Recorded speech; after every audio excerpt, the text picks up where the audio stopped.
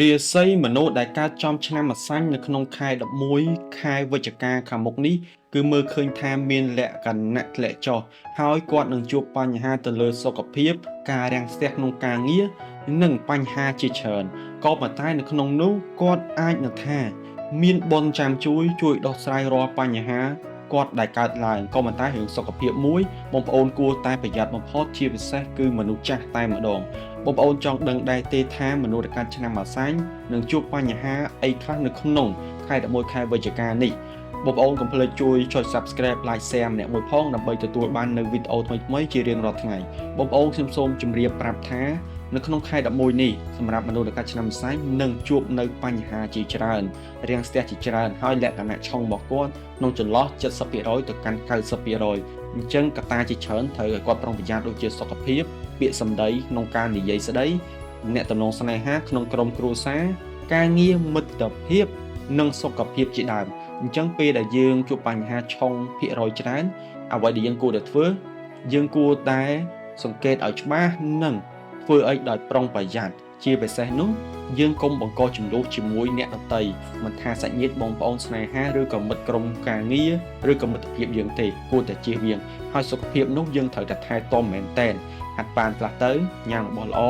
រួចត្រូវតែមានថ្នាំដើម្បីប្រចាំនៅក្នុងផ្ទះយើងឬកន្លែងការងារយើងដូចជាថ្នាំក្តៅខ្លួនថ្នាំដាសាយថ្នាំលើឈាមថ្នាំទំនោរផ្អែមទំនោរប្រៃជាដើមដែលយើងអាចថា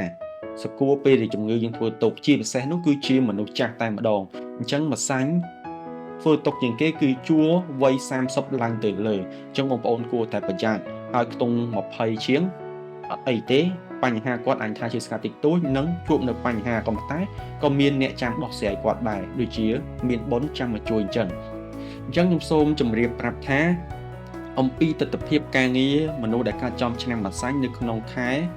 វិច្ឆិកា11នេះខ្ញុំសូមជម្រាបថាគឺការងាររបស់គាត់គឺមានលក្ខណៈរាំងស្ទះហើយបញ្ហាជាច្រើនចូលគាត់ដោះស្រាយឈឺក្បាលខ្លាំងណាស់បងប្អូនដែលកើតចំឆ្នាំម្សាញ់ជាពិសេសគឺអ្នកធ្វើការតែម្ដងមិនថាការងារក្នុង office ការងារនៅក្រៅ office ទេអញ្ចឹងបញ្ហានឹងរត់មករកគាត់ហើយគាត់ក៏ត្រូវជួបផ្ទះនឹងរឿងឈឺក្បាលជាច្រើនមកត្រឹមក្រុមការងារមិនយល់ចិត្តមេក៏មិនយល់ចិត្តមានការស្ដីបន្ទោសនិងទម្លាក់កំហុសដែរហើយបងប្អូនបើសិនជាធ្វើការខ្ញុំសូមជំរាបប្រាប់ថាបងប្អូននឹងមានបញ្ហាជាមួយនឹងបុគ្គលកើតឆ្នាំឆុងនៅក្នុងនោះបងប្អូនគួរតែប្រយ័ត្នឆ្នាំកលឆ្នាំជូតនិងឆ្នាំខាលមែនតើ3ឆ្នាំនេះបើសិនជាបងប្អូនមកកើតចំនួនជាមួយពួកគាត់បងប្អូននឹងទទួលនៅរឿងខកចិត្តជាច្រើនហើយបងប្អូននឹងទទួលនៅរឿងសាបង់អញ្ចឹងគួរតែប្រយ័ត្នមែនតើនៅក្នុងក្រុមការងារអញ្ចឹងខ្ញុំសូមនិយាយសង្ខេបអំពីបញ្ហាប៉ុណ្្នឹងទៅហើយចូលទៅដល់ការរកស៊ីវិញការរកស៊ីបងប្អូនគឺមានលក្ខណៈថាធ្លាក់ចុះផងដែរហើយការដែលគេខ្ចីលុយពីដើមមកក៏ទាយលុយគេអត់បានដូចគ្នាមានអារម្មណ៍ថាហត់នឿយផ្លូវចិត្តណាស់ចង់ទាយលុយគេក៏ទាយមិនបានចង់បង្កើតការងារមុខរបរថ្មីក៏បង្កើតមិនបានមានអារម្មណ៍ធុញថប់អាលក់ដូរក៏មិនសូវដាច់ចេះតែរាំងស្ទះមានគេមកចាប់ពាក់មានគេមកជឿអត់សងលុយ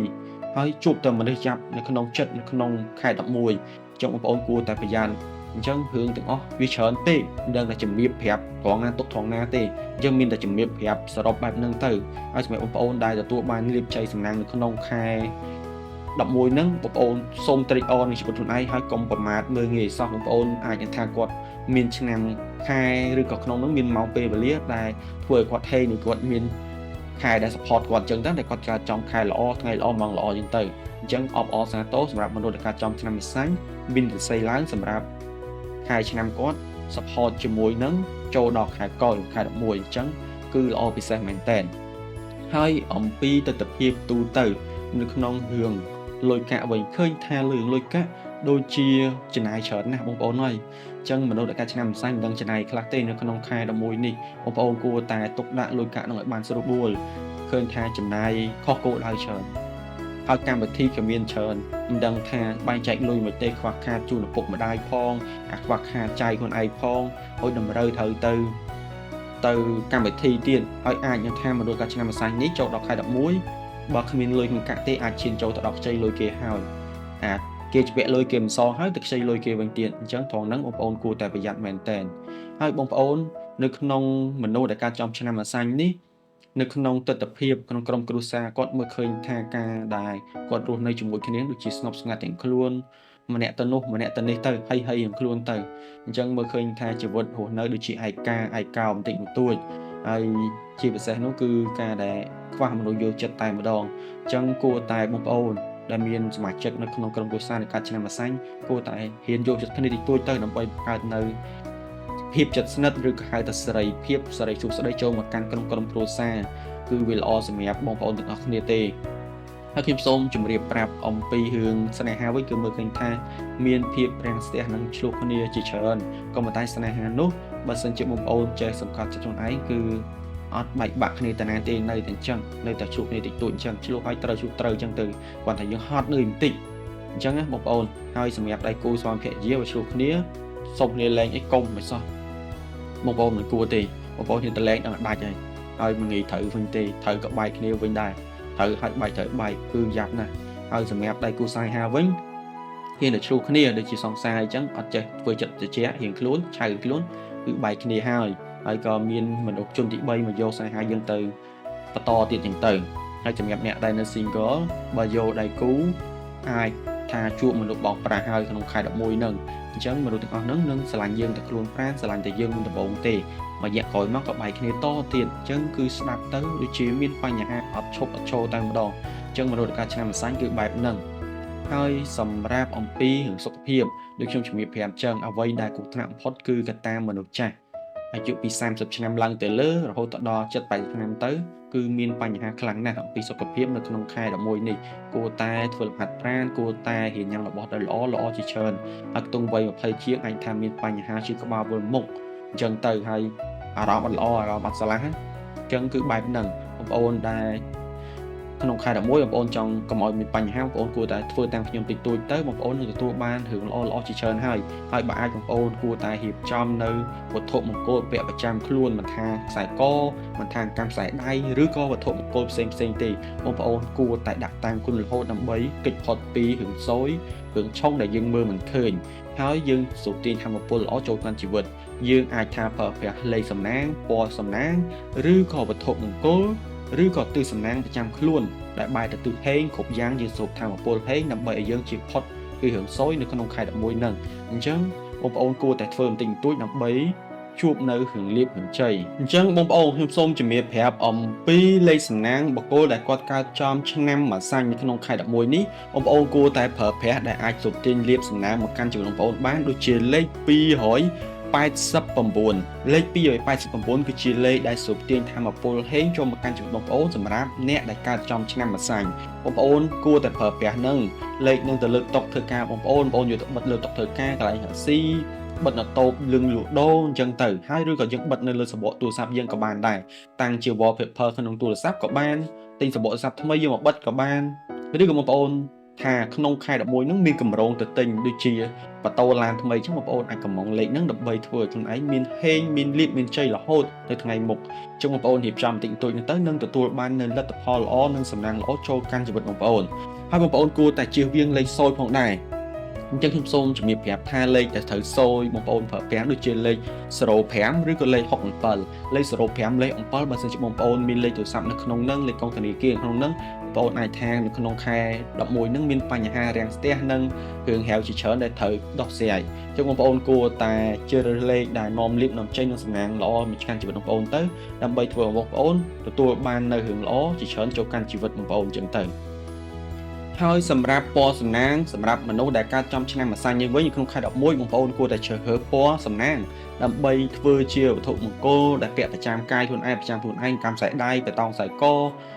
កាមេរ៉ាខែយើងគេងកាមេរ៉ាពុកយើងនឹងសើមខ្នើយតុកធ្វើកាយនឹងសម្លៀកបំពាក់ប្រចាំថ្ងៃក៏បានម៉ូតូថ្មីក៏បានដែរដើម្បីយើងសូមទាញថាពលហេងចូលកាន់ជីវិតយើងអញ្ចឹងសូមជំរាបប្រាប់ពណ៌ទាំងអស់ហ្នឹងមានដូចជាពណ៌ក្រហមពណ៌ខ្មៅ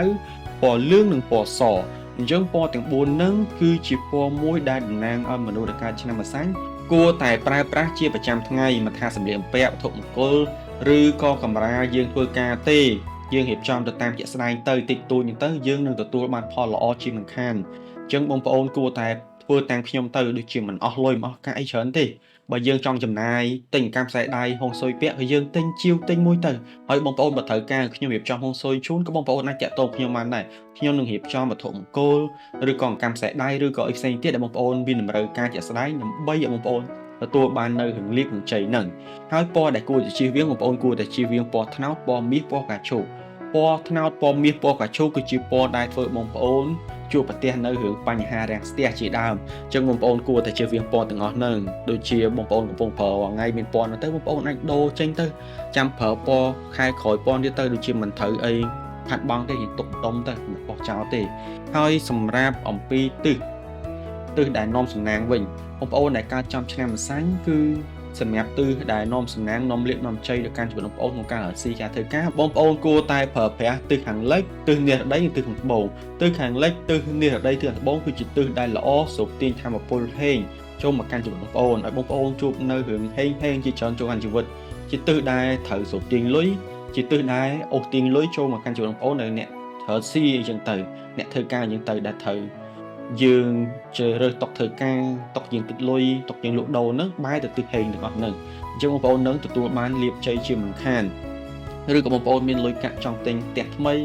ចង់ទិញដីថ្មីបងប្អូនអាចរើក្បាលដីដែលបែរមុខទៅទិសខាងហេងដូចគ្នាដែរ